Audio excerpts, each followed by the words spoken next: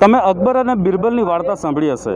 એ વાર્તામાં એવું હતું કે અકબરે એક સિપાહીને એક સજા આપી હતી કે ઠંડા પાણીમાં આખી રાત ઊભા રહેવાનું, અને આખી રાત ઊભા રહેવાના કારણે જ્યારે રાજાએ એ નોકરને પાછો બોલાવ્યો તો એણે પૂછ્યું કે તને ઠંડી નથી લાગી?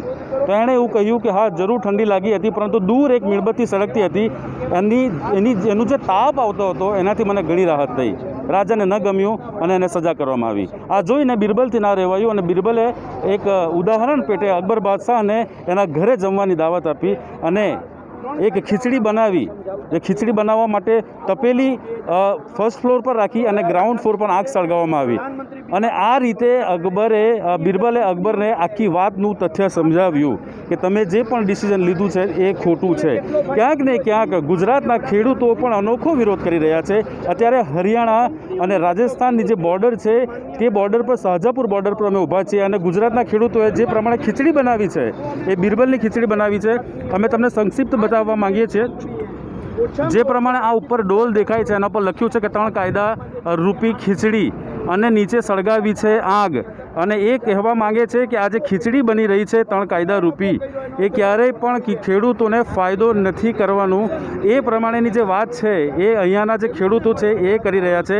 અને કહી શકાશે કે એકદમ અનોખો વિરોધ આ બોર્ડર પર દેખાઈ રહ્યો છે। ગુજરાતના ખેડૂતો આપ જોઈ શકો છો, ગુજરાતના ખેડૂતો છે જે આપ જોઈ શકો છો, અને આ ખેડૂતોએ આ ખીચડી બનાવી છે અહીંયા। જે બિરબલની ખીચડી જે ફેમસ જે વાર્તા મેં તમને બતાવી એ વાર્તાના તથ્યરૂપી ગવર્મેન્ટ સુધી, સરકાર સુધી આ વાતને પહોંચાડવાનો એમનો પ્રયત્ન છે। કેટલાક ખેડૂતો સાથે વાત કરીશું। ગુજરાતના ઘણા બધા ખેડૂતો અહીંયા ઉપસ્થિત છે અને ખેડૂતો સાથે વાત કરીશું। સૌ પ્રથમ આપની સાથે વાત કરો, આપનું નામ? યાકુબ ગુરજી। યાકુબભાઈ, એકદમ યુનિક તમે વિરોધ નોંધાવી રહ્યા છો, ત્યારે આ ખીચડી બનાવી છે બિરબલની, શું સંદેશ આપવા માંગો છો સરકારને? અમે ગુજરાતી શાળામાં બિરબલની ખીચડીનો એક પાઠ ભણેલા હતા, જે અકબરને સંદેશ આપવા માટે બિરબલે આ ખીચડીનો જે પાઠ છે એમાં સમજાવેલું છે। આ કેન્દ્ર સરકારે જે 3 કૃષિ વિષયક બિલ જે લાવી છે તે એ બિરબલની ખીચડી સમાન જ છે। એટલે આજે અમારા કિસાન કોંગ્રેસ સમિતિના ચેરમેન પાલભાઈ આંબલિયા અને દાયાભાઈ ગજેરા, જેઓ કિસાન સંઘર્ષ સમિતિના કન્વીનર છે, એમના નેતૃત્વમાં ગુજરાતના ખેડૂતો આ કેન્દ્રની બેરી અને મૂંગી સરકારને આ બિરબલની ખીચડીવાળો સંદેશ આપે છે, આ 3 બિલરૂપ ખીચડીનું કાર્યક્રમ કરીને। વડાપ્રધાન હંમેશા મનની વાત કરવા ટેવાયેલા છે, ત્યારે આજે એમના હોમટાઉન ગુજરાતના ખેડૂતો એમને આ સંદેશ આપી રહેલા છે, એ સમજે એવી આ કાર્યક્રમ પાછળનો હેતુ છે। ચાલો બીજા ખેડૂત સાથે વાત કરીએ। શું નામ આપનું? જાડેજા હરીશચંદ્રસિંહ। હરીશચંદ્રજી, નામ તો તમારું હરીશચંદ્ર છે, ખરેખર ગુણ પણ છે, કારણ કે તમે અત્યારે અહીંયા ઊભા છો એટલા માટે કે ખેડૂતોને ન્યાય અપાવી શકો। શું સંદેશો કહેવા માંગો છો આ બિરબલની ખીચડીથી તમે? બિરબલની ખીચડીમાં જેમ યાકુબભાઈજીએ કીધું છે એ જ રીતે છે। તાપ નીચે થાય એની ઉપર ખીચડી રાખે 5 ફૂટ નીચેથી તાપ કરે, એ ખીચડી પાકે। આ 3 કાયદા જે લેવી છે સરકાર, 4 વર્ષ પહેલાં પ્રધાનમંત્રી ફસલ વીમા યોજના લેવી હતી। ગુજરાતમાં 40,000 કરોડ રૂપિયા આ વીમા કંપનીને ફાયદો કરાવ્યો છે। ત્યારબાદ આ 3 કાયદા એ પ્રધાનમંત્રી ફસલ વીમા યોજના ઉપર જ છે। ગુજરાતમાં છેલ્લા 25 વર્ષથી ભાજપાની સરકાર છે। અત્યારે અમારા ત્યાંના જે મુખ્યમંત્રી છે તેને તે અતિવૃષ્ટિ થાય, ભાઈ માવઠું થાય, એના અત્યારે અમારે ગુજરાત રાજ્યમાં 17 તાલુકામાં માવઠું થયું છે, 2 ઇંચથી જાજો વરસાદ થયો છે, તેને 1 હેક્ટરે 20,000, વધુમાં વધુ 4 હેક્ટરના 80,000 રૂપિયા મળવાપાત્ર છે, તે પણ નથી આપ્યા। જો એક સામાન્ય ગુજરાત રાજ્યમાં ખાલી 17 તાલુકાને સહાય ના આપતી હોય, એના પ્રધાનમંત્રી વીમા યોજના જો ફેલ થઈ હોય એનું પ્રૂફ છે કે વીમા કંપનીને ફાયદો થાય। એવી જ રીતે આ 3 બિલમાં ભાઈ અંબાણીને ફાયદો થશે, અદાણીને ફાયદો થશે, ખેડૂતને કોઈ ફાયદો નહીં થાય। ચાલો, કાંતિભાઈ જોડાયા છે, એ પણ ખેડૂત અગ્રણી છે ગુજરાતના। કાંતિભાઈ, આ વિરોધ દર્શાવીને સરકારને શું સંદેશો આપવા માંગો છો? અમે અમારી સ્કૂલમાં એક બિરબલની ખીચડી નામે પાઠ ભણતા હતા। એની અંદર એવું હતું કે એક વખત અકબરે જાહેર કરેલું કે જે વ્યક્તિ આખી રાત ઠંડા પાણીમાં ઊભી રહેશે એને હું 1,000 સોના મોહરનું ઇનામ આપીશ। વ્યક્તિ ઊભી રહી, ત્યાર પછી એને અકબરે પૂછ્યું કે ભાઈ તું કઈ રીતે ઉભરી? તેને કીધું કે આપની મહેલની અંદર જે દીવો બળતો હતો અને એ જોઈ અને હું ઊભો રહ્યો એટલે અકબરે એને એમ કીધું કે તને મારા મહેલના જે દીવો છે એનો તાપ મળતો હતો માટે તું ઊભો રહ્યો એટલે માટે તને ઇનામ ના મળે. એને મેસેજ આપવા માટે બિરબલે એ સમયમાં આ રીતે ખીચડી બનાવી હતી અને એ જોવા અકબર ખુદ આવેલા અને અકબરે એમ કીધું કે બિરબલ તું તો મૂર્ખ છો, આ રીતે ખીચડી ના પાકે. અને જે બિરબલે મેસેજ આપ્યો હતો કે ભાઈ તો પછી ઓલા દીવાવાળાને પણ કાંઈ લાભ ના થાય, તો અમે પણ એવો મેસેજ આપવા માગીએ છીએ કે જેમ બિરબલે મેસેજ આપ્યો હતો કે બાદશાહ ખોટા હતા, બાદશાહની વાતમાં કાંઈ દમ નથી, એમ આ ખીચડીના પ્રયોગ દ્વારા અમે સરકારને એક મેસેજ આપવા માગીએ છીએ, વડાપ્રધાનશ્રીને મેસેજ આપવા માગીએ છીએ કે આપણા જે 3 અધ્યાદેશ છે એ બોગસ છે. એનાથી જેમ આ ખીચડી કોઈ દી પાકવાની નથી એમ ખેડૂતને કોઈ દી ફાયદો થવાનો નથી. ફાયદો જે થવાનો છે એ 3-4 એની કંપનીઓ છે, અદાણી અંબાણી વગેરે, એને થશે, એને ખેડૂત બેહાલ થશે. તો તમે સમજો અને આ અધ્યાદેશ વાપસ લ્યો, એના માટેનો આ પ્રયોગ છે. ચાલો, એકદમ યુનિક પ્રોજેક્ટ કહી શકાય. ગુજરાતના ખેડૂતો દ્વારા અકબરની ખીચડી પકાવવામાં આવી રહી છે અને આ ખીચડી સરકાર સુધી પહોંચશે કે કેમ? કારણ કે આ તે અકબર બાદશાહ હતા અને અત્યારના જે અકબર બાદશાહ છે ત્યાં સુધી આ વાત પહોંચશે કે કેમ? એક મોટો સવાલ. બીજા અન્ય ખેડૂતો છે, એમની સાથે ડાયાભાઈ ગજેરા, એમની સાથે વાત કરું. ડાયાભાઈ, કઈ રીતની આ આયોજન તમે કર્યું? આ યુનિક જે આઈડિયા છે, આ વિચાર પહેલાં તો કઈ રીતે આવ્યો તમને? આ વિચાર એટલા માટે આવ્યો કે સરકારે જે કાયદાઓ બનાવ્યા છે એ કાયદાઓ ખરેખર ખેડૂતો માટે વાસ્તવિક નથી અને ખેડૂતોને નુકસાન કરતા છે. સરકાર છતાં એવું સાબિત કરવા માગે છે કે આ કાયદાઓથી ખેડૂતોને ફાયદા થવામાં આવશે, પરંતુ આપણે જૂનવાણી આપણી જે વાર્તાઓ વાંચેલી છે, વાર્તાઓની અંદર જે આ ખીચડી હતી એ કોઈ દી પાકે નહીં અને કોઈ એને ખાઈ ના શકે, એવી સરકારના આ ફાયદાની વાત છે. ખેડૂતોને આનાથી કોઈ ફાયદો થવાનો નથી. સરકારે જે એની નીતિ છે એ માત્ર કંપનીઓને ફાયદો કરવા માટેની નીતિઓ છે અને એના માટે જ આ કાયદા બનાવવામાં આવ્યા છે. આજ સુધીના ઇતિહાસમાં પહેલી વખત દેશના કૃષિ પેદાશો ખરીદી વેચાણ કરવા અને સંગ્રહ કરવાની ખુલ્લી છૂટ આ કેન્દ્ર સરકારે મલ્ટીનેશનલ કંપનીઓ અને ભારતની મોટી મોટી અદાણી અંબાણી જેવી કંપનીઓને આપી છે.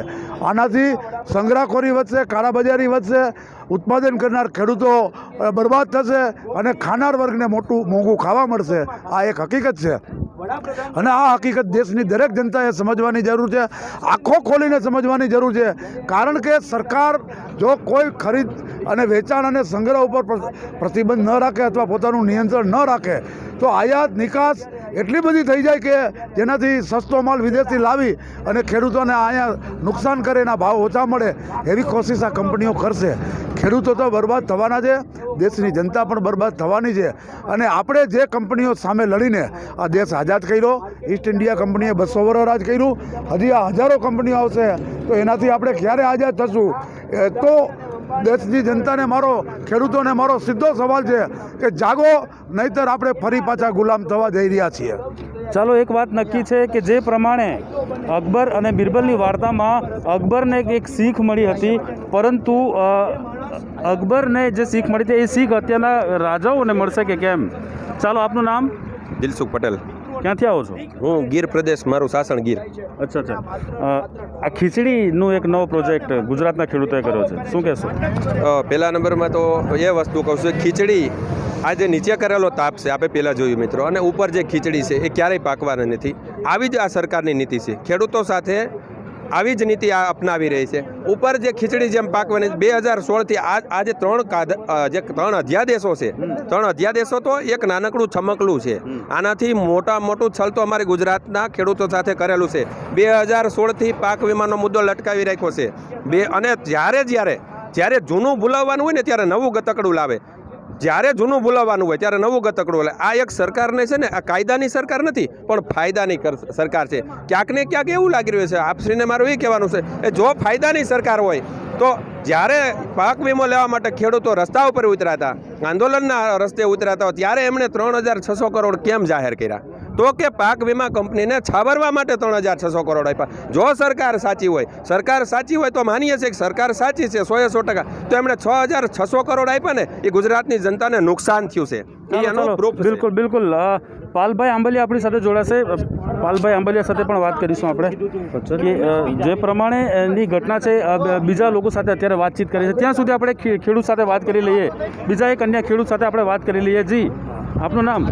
પુરુષોત્તમ પરમાર. હું ગુજરાત કિસાન સભાનો મહામંત્રી છું અને અમે છેલ્લા 5-6 દિવસથી અહીંયા આ હરિયાણાના બોર્ડર ઉપર આવીને ગુજરાત કિસાન સભા તરફથી અમે અહીંયા પડાવ નાખ્યો છે. આ 3 કાયદાના વિરોધમાં અને 3 કાયદા જ્યાં સુધી પાછા ન ખેંચાય ત્યાં સુધી અમે કિસાન સભા તરફથી અહીંયા રહેવાના છીએ. આ 3 કાયદા એ ખેડૂતોને મરણતોલ માર મારવા માટેના 3 કાયદા બનાવ્યા છે.